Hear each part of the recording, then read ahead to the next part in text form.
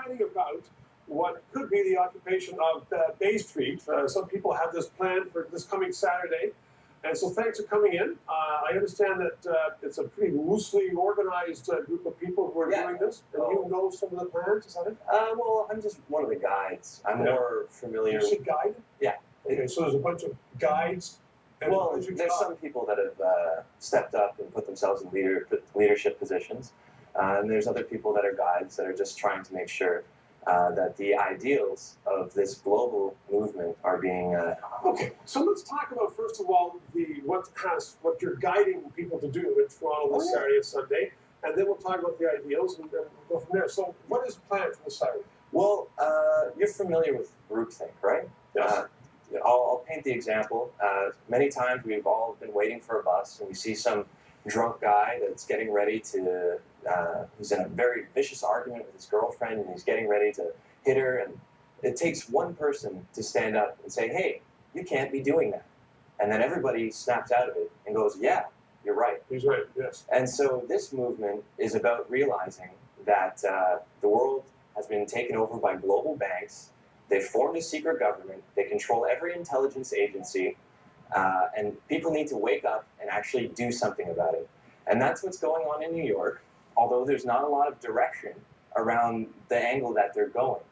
But that's because... So that's the idea. That's the motivation. So well, let's talk about that for a second then, before I get back to what might be happening in Toronto this Saturday. In New York, and I followed this, and I saw some picture of a guy in the Confederacy. I didn't think that most people there would know that they are supporting slavery in this occupation, but maybe they know their history. But they have a reason to complain. There are huge amounts of money being made by a relatively small number of people. There are people who have completely screwed up their banking system and a lot of the manufacturing system. So in New York, I understand where people want to protest, that's fair. In Toronto, in Canada, I mean... We have the same kind of issues. Well, we don't have the same issues. We didn't have the same damage done by bankers. We didn't have the same damage done by the houses. The damage was certainly mitigated. But if you look at Canadian law, like the Bank of Canada Act of 1935, which helped us get through the Great Depression and guided us all the way to... by a conservative government. Yeah, brought in by a conservative government, and it guided us all the way to 1974. Actually, you know what Stephen Harper needs to do as well? He needs to really be pushing for that elected Senate.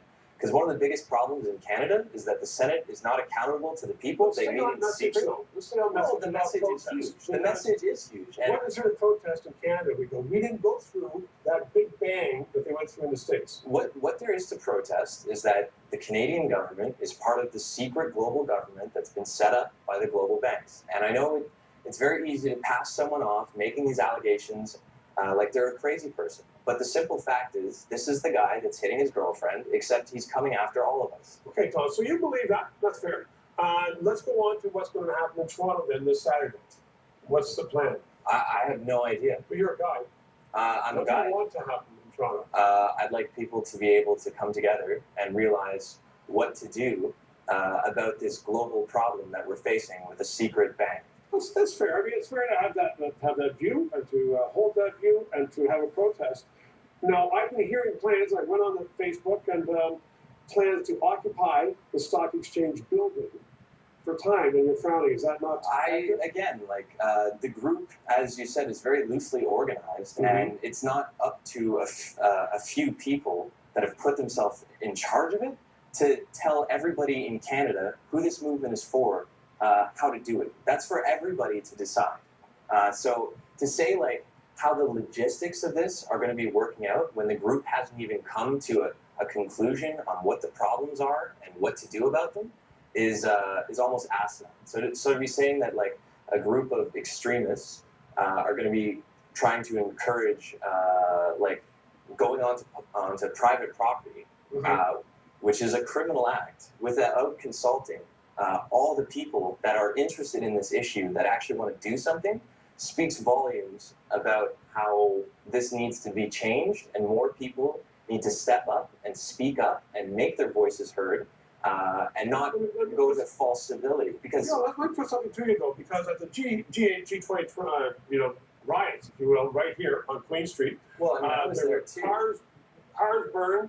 A lot of people want to protest. They had, legitimate protests, and a few people came in. Most of them were not Canadians, and they came in and they really stirred it up. And in many respects, they discredited the protest because they're just there and they're frankly just disturbing. I mean, burning a car does not really bring a lot of merit to your idea. Are you concerned this Saturday, if it's not that well organized, that you're going to have some people coming in there and messing it up for you? You're talking about the Black Bloc, and I know it's very easy to kind of pass that off and say that they're foreigners, but I think to be more clear about it, you should say that they weren't civilians. What do you mean they weren't civilians? My allegation, and this is backed up if your media, this station, for example, should be looking into some footage that it has from the Sunday morning protest where I was there, and we were peacefully protesting. We were singing Kumbaya, Yeah. and a whole 3 vans pulled up out of nowhere, and they started coming out and beating the crap out of everyone. Listen, I mean, there still should be an investigation as to who was calling the shots and what was But going there's on also with police. YouTube Because a lot of police, Yeah, no, we have that. A lot of police did not like what was going on. There's no question about that.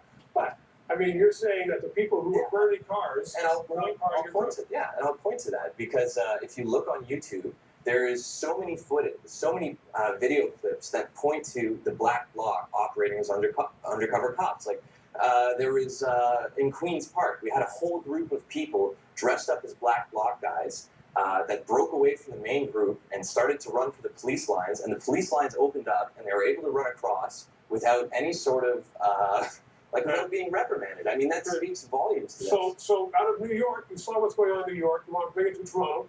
Yeah, because in Canada, we have serious issues. Okay. On that note, we're out of time, but Tom Zog, thank you very much for coming in, explaining to me, and we'll see what happens on Saturday. Okay, we're going to take a quick break and back with more about what's going on with some famous people coming to Toronto.